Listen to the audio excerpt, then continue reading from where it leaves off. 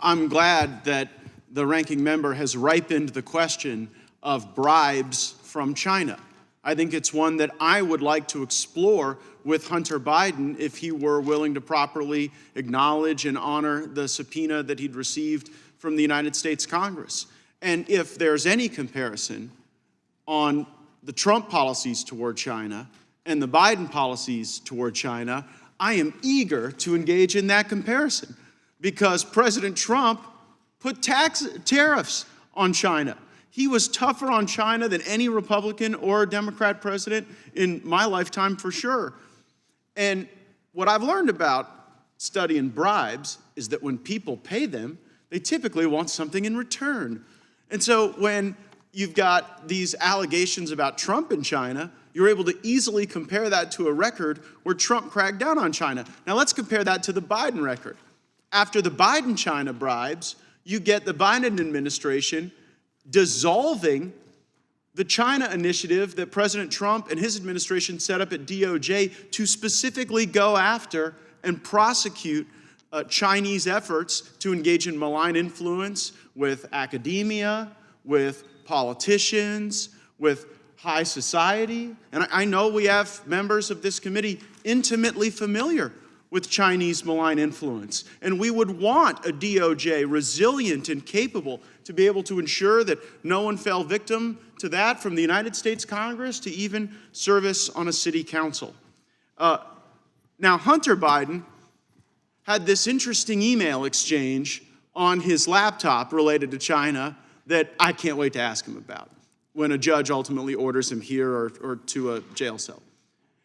Why was Hunter Biden hosting the annual meeting for his investment fund at the home of the Chinese ambassador? Seems like an odd choice.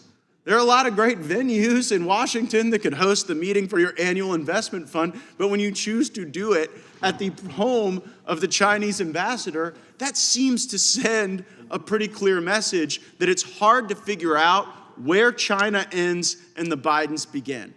And I found it particularly interesting that while Hunter Biden was personally setting up this special and unique venue to convince people to invest in his fund based on his close ties with the Chinese, that all he had to do to secure the venue was agree to a private one-on-one meeting with the ambassador beforehand, which the emails indicate Hunter was readily willing to do.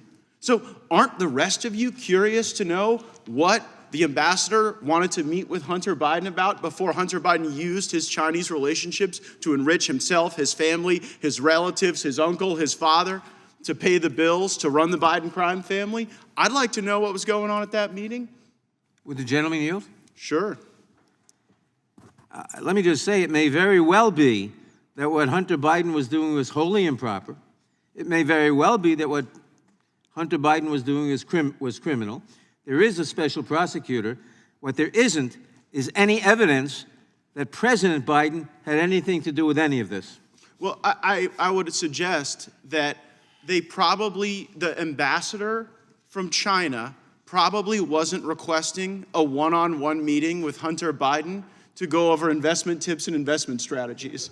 And if we had Hunter Biden in the witness chair, we could ask him. So it's one thing to say, well, there's just no evidence here. And then when we want to ask simple questions, like, was the ambassador asking about Hunter Biden's art interests and whether he preferred oil paintings or watercolors? I'm guessing that's not the case. And the reason Hunter Biden doesn't want to be in that witness chair is because when confronted with the documents and the evidence, they are boxed in. Because everybody in this country knows what was going on. Hunter Biden was the bag man. He was collecting the money, and Joe Biden was the inside man. And he was delivering the results for China and anyone else that was willing to pay him off. And that's what we're trying to get to the bottom of. I yield back.